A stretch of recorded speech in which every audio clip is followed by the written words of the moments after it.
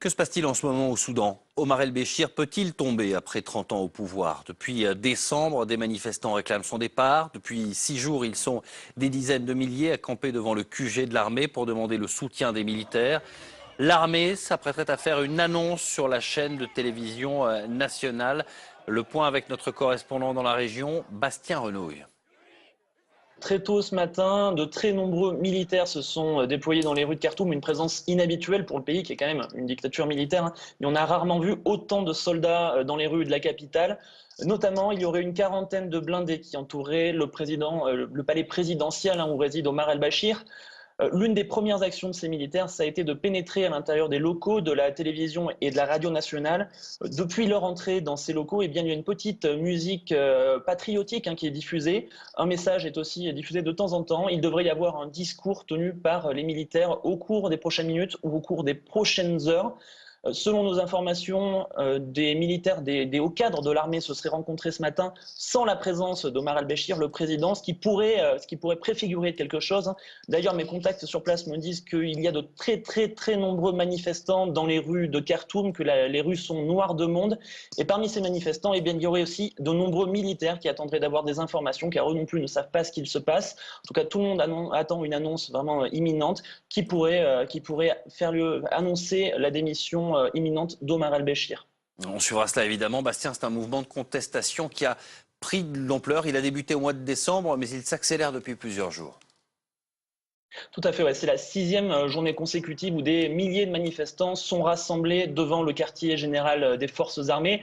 Et c'est une évolution du mouvement qui est extrêmement importante. Au cours des derniers mois, il y avait bien sûr déjà des milliers de manifestants dans les rues de la capitale, mais ces manifestants étaient régulièrement chassés par les forces de sécurité. Alors, quand ils ont décidé de se rendre devant le quartier général de l'armée, personne ne savait exactement ce qui allait se passer.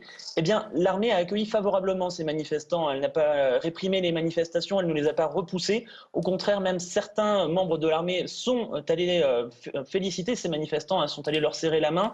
Et lorsque les forces de sécurité fidèles au président Omar el-Béchir ont tenté de les déloger, eh bien l'armée a protégé les manifestants. Elle a même ouvert le feu sur les services de renseignement, ce qui a galvanisé les manifestants. Ils sont de plus en plus nombreux. Hier, on voyait des dizaines de milliers de personnes devant ce quartier général de l'armée, ce qui préfigure vraiment un changement potentiel dans ce pays. En tout cas, tout le monde au Soudan attend la nouvelle qui va être annoncée au cours des prochaines minutes ou des prochaines heures, à savoir la chute possible d'Omar el-Béchir, qui est au pouvoir depuis 30 ans. Il était arrivé à la tête du Soudan en 1989.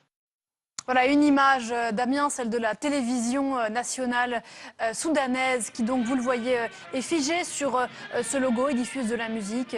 Il est écrit sur le bandeau que l'armée s'apprête effectivement à faire une annonce d'importance. Ça fait 3 heures maintenant que cette annonce a été faite et qu'on attend cette intervention. Le Soudan, on se quitte avec ces images amateurs tournées ces toutes dernières minutes dans la capitale Khartoum où, selon nos informations, il y a énormément à la fois de manifestants et de militaires déployés. L'histoire semble s'accélérer à Khartoum au Soudan. Les manifestants, en tout cas c'est certain, ont passé une 5e nuit dehors devant le quartier général de l'armée. Des milliers de personnes qui réclament le départ d'Omar el-Béchir. Image ici amateur tournée à Khartoum ces dernières heures qui semble montrer, vous le voyez, des personnes manifestant de la joie. Qu'est-ce que ces images signifient? Je vous le disais que peut-être l'histoire est en train de s'accélérer. Pour l'instant, le président soudanais a perdu plusieurs soutiens dans l'armée, dans la police, mais son parti lui est encore fidèle. L'armée soudanaise, je vous le disais, affirme depuis plus de 3 heures maintenant qu'elle s'apprête à faire une annonce d'importance à la télévision. Cette image est figée depuis tout à l'heure, les dernières heures, les dernières images commentées par Sandrine Gomez. Bismillahirrahmanirrahim. À la télévision nationale soudanaise, le présentateur annonce une déclaration importante à venir de l'armée. S'ensuivent alors chants patriotiques et une attente qui se prolonge. Au même moment à Khartoum, cette nuit encore, ils scandent inlassablement les mêmes slogans et des chants révolutionnaires. Des hommes, mais aussi des femmes venues de la capitale et d'autres villes du pays, portables à la main pour immortaliser l'instant. Ils sont des milliers, chaque jour plus nombreux, venus assurer ce qu'ils appellent désormais le service de nuit. Un rendez-vous symbolique depuis 5 jours devant le quartier général de l'armée pour réclamer la chute du président Omar el-Béchir et implorer les généraux de rejoindre leur camp. Des soldats ici, impassibles, presque noyés dans la foule des manifestants. Cette nuit, pas de présence des forces de sécurité. Après les 11 morts de mardi, la police a donné l'ordre de ne plus intervenir et assuré vouloir l'union du peuple soudanais autour d'un accord pour le transfert pacifique du pouvoir. Un bon signe, espèrent ces manifestants, tout comme cette image relayée un peu plus tôt sur les réseaux sociaux. Des militaires acclamés par la foule. À plusieurs reprises depuis samedi, ils ont tiré en l'air et ont déployé leurs troupes pour protéger les manifestants des forces de sécurité. Ça fait 6 jours maintenant donc que cette mobilisation prend de plus en plus d'ampleur à Khartoum. Il y a énormément de monde dans les rues de la capitale, à la fois des manifestants et des militaires, nous disait tout à l'heure notre correspondant dans la région, Bastien Renouille. Écoutez-le. Très tôt ce matin, de très nombreux militaires se sont déployés dans les rues de Khartoum, une présence inhabituelle pour le pays qui est quand même une dictature militaire. Mais on a rarement vu autant de soldats dans les rues de la capitale. Notamment, il y aurait une quarantaine de blindés qui entouraient le palais présidentiel où réside Omar el-Béchir. L'une des premières actions de ces militaires, ça a été de pénétrer à l'intérieur des locaux de la télévision et de la radio nationale. Depuis leur entrée dans ces locaux, il y a une petite musique patriotique qui est diffusée. Un message est aussi diffusé de temps en temps. Il devrait y avoir un discours tenu par les militaires au cours des prochaines minutes ou au cours des prochaines heures. Selon nos informations, des militaires, des hauts cadres de l'armée se seraient rencontrés ce matin sans la présence d'Omar el-Béchir, le président, ce qui pourrait préfigurer quelque chose. D'ailleurs, mes contacts sur place me disent qu'il y a de très nombreux manifestants dans les rues de Khartoum, que les rues sont noires de monde. Et parmi ces manifestants, il y aurait aussi de nombreux militaires qui attendraient d'avoir des informations, car eux non plus ne savent pas ce qu'il se passe. En tout cas, tout le monde attend une annonce vraiment imminente qui pourrait annoncer la démission imminente d'Omar el-Béchir. C'est la 6e journée consécutive où des milliers de manifestants sont rassemblés devant le quartier général des forces armées. Et c'est une évolution du mouvement qui est extrêmement importante. Au cours des derniers mois, il y avait bien sûr déjà des milliers de manifestants dans les rues de la capitale, mais ces manifestants étaient régulièrement chassés par les forces de sécurité. Alors, quand ils ont décidé de se rendre devant le quartier général de l'armée, personne ne savait exactement ce qui allait se passer. Eh bien, l'armée a accueilli favorablement ces manifestants. Elle n'a pas réprimé les manifestations, elle ne les a pas repoussés. Au contraire, même certains membres de l'armée sont allés féliciter ces manifestants, sont allés leur serrer la main.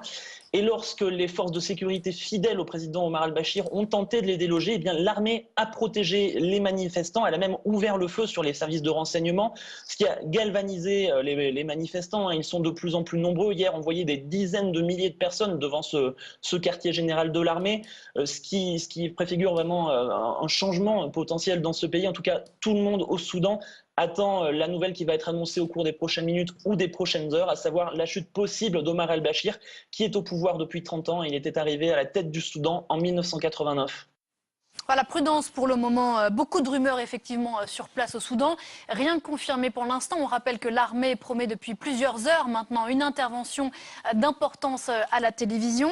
On ne voit rien venir jusqu'ici. Ce qui se joue, Gauthier Rybinski, vous nous avez rejoint sur ce plateau, merci à vous.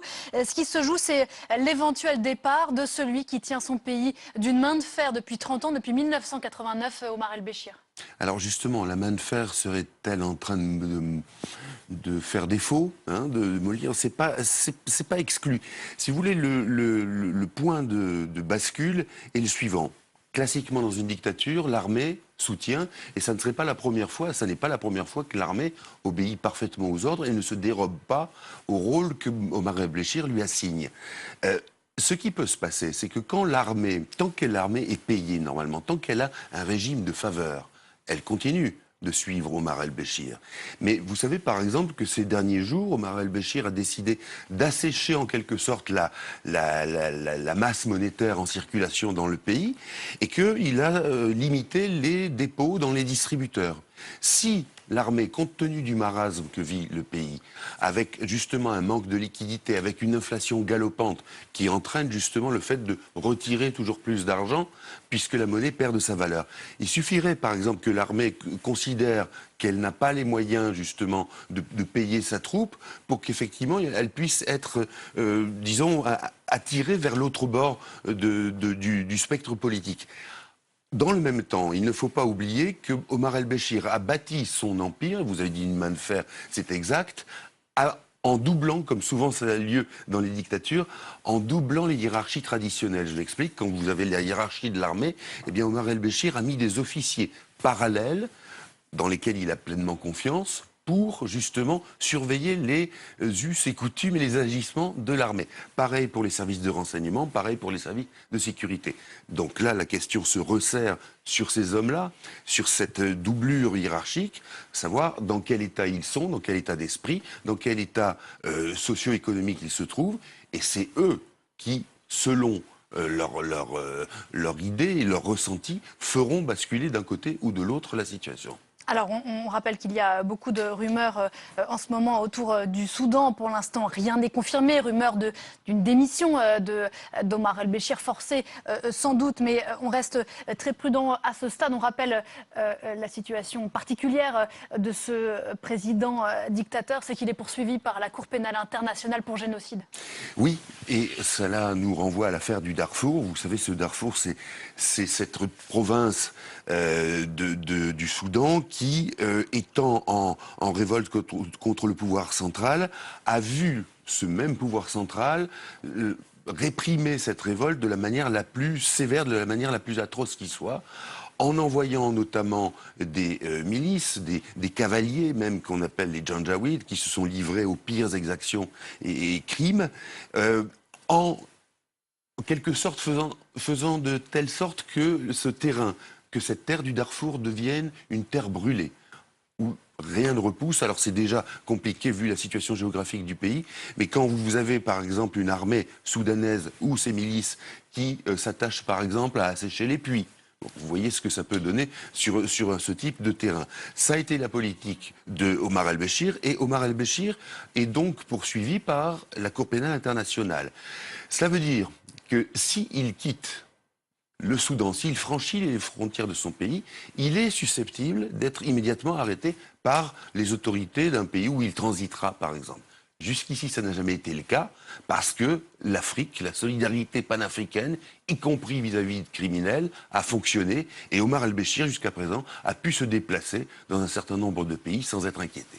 Vérifier, ou bien est-ce que c'est l'armée, j'allais dire, régulière, c'est-à-dire celle qui porte officiellement le titre, et c'est de cette ambiguïté-là, et peut-être de cette opposition-là, qu'on pourra y voir plus clair, espérons, dans les heures qui viennent. Bastien Renou, il nous parlait de cet homme, Kamel Abdel Marouf, chef d'état-major, chef de l'armée soudanaise. C'est lui qui serait pressenti pour assurer l'intérim. En tout cas, reste à savoir, et ça Bastien nous le rappelait, si la rue va s'en satisfaire. Rien n'est sûr à ce niveau-là, évidemment. Il y a un risque de débordement suite à Alors, tout dépend. Oui, si on est dans un schéma algérien, pour parler de quelque chose de récent, c'est-à-dire où on est pour finalement le balayage du système, comme on dit, effectivement, il peut y avoir des réticences de la population, à ceci près que, encore une fois, l'armée peut toujours se départir du rôle qui a été le sien jusqu'à présent, et qui était un rôle de répression, un rôle de coercition, de répression, mais effectivement, l'armée peut toujours dire, eh bien maintenant, voilà, nous changeons d'optique, de paradigme, et on va faire autre chose. Ça, c'est quelque chose qui relève de la confiance. Est-ce que, par exemple, les Soudanais ont le même sentiment vis-à-vis de leur armée, c'est-à-dire que l'armée est une émanation du peuple, comme c'est le cas en Algérie? Je ne suis pas persuadé que ça soit le cas du Soudan. Il y a là une distance beaucoup plus grande, forcément parce que la répression a été toujours très sévère, et que le fossé s'est forcément créé. Est-ce que l'armée est capable de combler ce fossé, de rattraper ses pertes affectives, on peut dire? C'est quelque chose de totalement ouvert. D'autant que le changement de ton des militaires, il est extrêmement récent. Ça fait quelques jours à peine qu'ils apportent, en tout cas certains d'entre eux apportent leur soutien aux Soudanais. Il a refusé jusque-là de démissionner, Omar el-Béchir, tenté ces derniers mois évidemment de réprimer la contestation par la force. Le 22 février dernier, on s'en souvient, il instaurait l'état d'urgence et son cortège de mesures d'exception à l'échelle nationale pour tenter de faire taire la rue soudanaise. Mais rien n'y a fait. Le mouvement, à partir de la hausse du prix du pain, on le disait avec Gauthier, il y a 4 mois, a connu le week-end dernier un regain, un nouveau souffle et un soutien de taille, on l'évoquait, celui d'une partie des militaires. Les explications tout de suite d'Axel May. Ce fut l'élément déclencheur. Le 19 décembre, le gouvernement soudanais décide de multiplier le prix du pain par 3 dans un pays confronté à une inflation annuelle de près de 70%. Le lendemain, 8 personnes sont tuées dans les affrontements avec les forces de l'ordre. Ce seront les premiers morts de ce mouvement de contestation. Au pouvoir depuis 30 ans, le président soudanais réprime d'abord cette contestation et des milliers de manifestants seront arrêtés. Le 22 février, l'état d'urgence est instauré dans tout le pays et le gouvernement limogé. Mais la mobilisation qui semblait s'essouffler est repartie samedi dernier avec des sit-ins devant le quartier général de l'armée à Khartoum, non loin de la résidence du chef de l'État. En dépit de l'intervention des puissants services de renseignement soudanais, les manifestants continuent à se retrouver tous les jours, demandant aux militaires de rejoindre le mouvement dans l'espoir de faire chuter le régime d'Omar el-Béchir.